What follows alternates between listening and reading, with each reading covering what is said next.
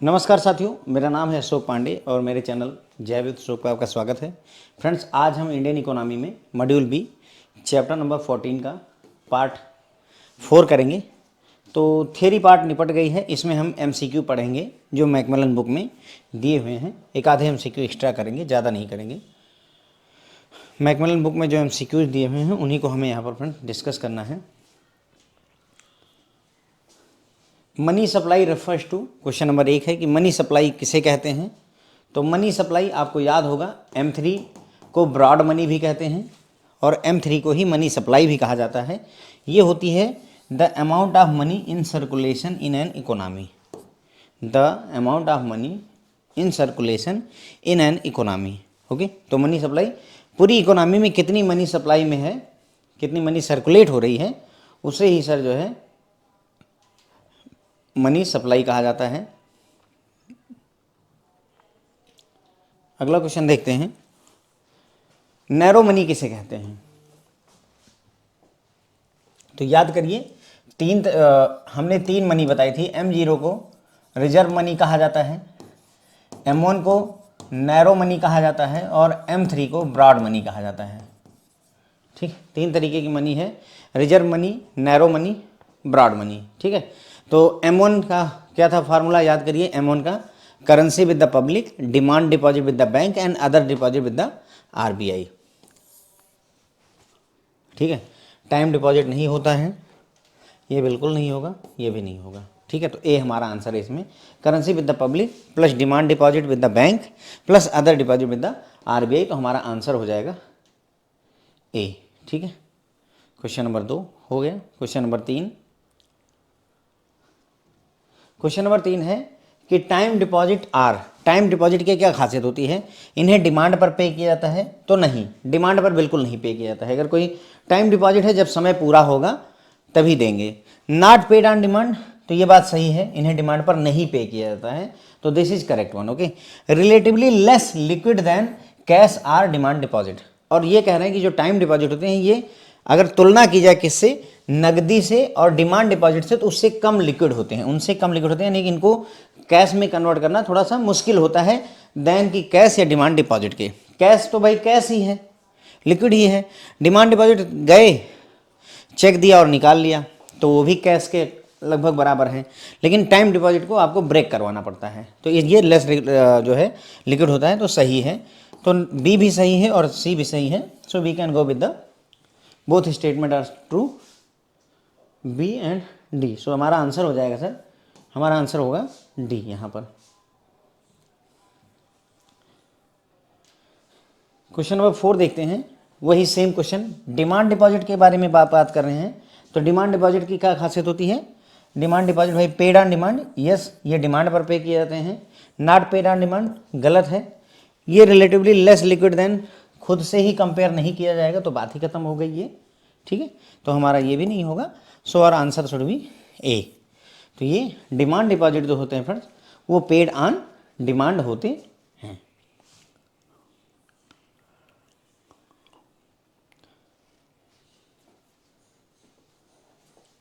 Which of the following statement is true about inflation, महंगाई के बारे में क्या सही है। महंगाई के बारे में क्या सही है। A rise in the general level of prices, जो भी वस्तुएं हैं उनके प्राइस लेवल में बढ़ाव होता है, बढ़ जाता है, राइज होता है, तो सही है भाई। महंगाई का यही मतलब ही है कि जो भी वस्तुएं हैं उनके दाम में बढ़ोतरी होती है। List the fall in purchasing power, तो यस, मनी की परचेजिंग पावर घट जाती है। पहले हम 100 रुपये का 2 किलो सेब ला रहे थे, अब हम 100 रुपये का 1 ही किलो सेब ला पा रहे हैं, तो उसकी 100 रुपये की ही औकात घट गई है, परचेजिंग पावर घट गई है। So answer will be A and B, दोनों के दोनों यहाँ पर फ्रेंड हमारे सही हैं। Price index used in India to calculate the inflation for policy formulation, कौन सा प्राइस इंडेक्स हमारे देश में यूज किया जाता है इन्फ्लेशन को कैलकुलेट करने के लिए, ताकि उससे मॉनेटरी पॉलिसी RBI बना सके। ठीक है, तो पहले दूसरा आंसर था, अभी इसका आंसर फ्रेंड्स CPI है, कंज्यूमर प्राइस इंडेक्स है। कंज्यूमर प्राइस इंडेक्स हमारे देश में अब CPI यूज होता है। जब मैंने लेक्चर लिया है तो उसमें आपको ध्यान होगा, मैंने बताया था कि RBI पहले WPI यूज करती थी पॉलिसी बनाने के लिए, इसीलिए WPI को हेडलाइन इन्फ्लेशन भी कहा जाता था, हेडलाइन में यही आती थी, ठीक है। लेकिन 2014 या ऐसा कुछ ईयर है जब आरबीआई ने डिसाइड किया कि नहीं, हम डब्ल्यूपीआई पर नहीं जाएंगे बल्कि हम सीपीआई को यूज करेंगे पॉलिसी बनाने के लिए। बुक में अभी भी आंसर जो है इसका सी दिया हुआ है मैकमिलन बुक में, पर वो गलत है। हमारा करेक्ट आंसर होगा सीपीआई। कंज्यूमर प्राइस इंडेक्स को ही अब यूज किया जाता है, सीपीआई सी यूज किया जाता है, ध्यान करिए। कंज्यूमर प्राइस इंडेक्स कंबाइंड को यूज किया जाता है पॉलिसी फॉर्मुलेशन के लिए। ओके, आगे बढ़ेंगे।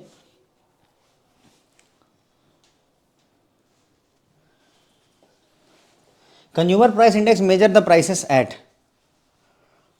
कंज्यूमर प्राइस इंडेक्स जो होता है वो प्राइस को मेजर करता है किस लेवल पर, होलसेल लेवल पर, प्रोड्यूसर लेवल पर, रिटेल लेवल पर, कंज्यूमर लेवल पर। तो याद होगा आपको, consumer price index retail level पर बात करता है, wholesale price index wholesale level पर बात करता है, लेकिन consumer price index retail level पर प्राइसेस को कैलकुलेट करता है, मेजर करता है, ठीक है, रिटेल लेवल पर होगा। क्वेश्चन नंबर 8 की बात करेंगे। क्वेश्चन नंबर 8 है कि इनमें से कौन सा ब्रॉड मनी कहलाता है। तो देखिए, हमने बताया था आपको M3 is the broad money. Broad money कौन सा है? M3। ये M0 क्या होता है? Reserve money. M1 क्या होता है? Narrow money. कौन सा? Narrow money. बहुत पूछा जाता है सर सवाल। ये क्वेश्चन पर्टिकुलरली जो आपके सामने क्वेश्चन नंबर 8 है, नंबर ऑफ टाइम्स आस्क किया गया है। क्वेश्चन नंबर अगला है, रिजर्व मनी किसे कहेंगे? Which of the following you call it reserve money? Sir this is M0। हम M0 को रिजर्व मनी कहते हैं, हम M0 को रिजर्व मनी कहते हैं। क्वेश्चन नंबर 9 हो गया हमारा, ठीक है। तो टोटल मिला करके 7 क्वेश्चन थे सर आपके मैकमिलन बुक के, 2 क्वेश्चन मैंने अपनी तरफ से ऐड किए हैं, कुल मिलाकर के 9 क्वेश्चन हमने ये डिस्कस कर लिए, ठीक है। एग्जाम में चांसेज होते हैं, बहुत ज़्यादा नहीं, लेकिन हाँ कभी कभार जो है एक आधा 2 क्वेश्चन जो है उठ जाता है, 2-4 क्वेश्चन भी उठ जाते हैं, क्योंकि हर चैप्टर में लास्ट में दिया हुआ है तो एक आधा क्वेश्चन वहाँ से रोज रख लेते हैं, ठीक है। तो हमने फिर से एक बार देख लेते हैं फटाफट। मनी सप्लाई किसे कहते हैं? Question number 1। तो टोटल अमाउंट ऑफ मनी जो इकोनॉमी में सर्कुलेट हो रही है उसे मनी सप्लाई कहते हैं। इसी को M3 भी कहा जाता है और इसी को जो है ब्रॉड मनी भी कहा जाता है, ध्यान रखेंगे। नैरो मनी में क्या क्या आता है सर? तो सर नैरो मनी में आपका करेंसी जो पब्लिक के साथ है, डिमांड डिपॉजिट जो बैंकों के साथ है, प्लस अदर डिपॉजिट जो आरबीआई के साथ है। पूरा एक चार्ट बना करके मैंने आपको M1, M2, M3, M4 सारा समझाया हुआ था, ठीक है। फिर आ जाता है टाइम डिपॉजिट की क्या खासियत होती है? तो इसे डिमांड पर नहीं पे किया जाता है, तो ए गलत हो गया। नॉट पेड ऑन डिमांड ये सही है, बी सही हो गया। और रिलेटिवली लेस लिक्विड होता है कैश के मुकाबले, तो ये भी सही होगा। तो बी और सी नहीं, बी और सी हमारे सही हैं, ए गड़बड़ है। तो टाइम डिपॉजिट के लिए आंसर हमारा डी हो जाएगा, बी और सी करेक्ट है, ठीक है। उसके बाद में डिमांड डिपॉजिट की अगर खासियत बात करें तो ये सिर्फ पेड ऑन डिमांड होते हैं, डिमांड पर पे किए जाते हैं, बाकी ये दोनों गलत हैं, ठीक है। उसके बाद में अगला क्वेश्चन, इन्फ्लेशन का क्या प्रभाव होता है? तो इन्फ्लेशन की वजह से सभी चीज़ों के दाम, जनरल प्राइसेस बढ़ जाते हैं और परचेजिंग पावर घट जाती है। तो दोनों बातें सही हैं, तो हमारा आंसर सी हो जाएगा, ठीक है। फिर अगला क्वेश्चन है कि हमारे देश में कौन सा प्राइस इंडेक्स यूज होता है पॉलिसी फार्मूलेशन के लिए? तो सर सीपीआई यूज होता है। Consumer price index combined use होता है, सीपीआई सी यूज होता है इन्फ्लेशन को मेजर करने के लिए, कैलकुलेट करने के लिए, ताकि पॉलिसी बनाई जा सके, ठीक है। उसके बाद में कंज्यूमर प्राइस इंडेक्स जो प्राइस मेजर करता है, ध्यान रखें वो रिटेल लेवल पर करता है। किस लेवल पर करता है? रिटेल लेवल पर, यानी हमारा बी आंसर हो जाएगा।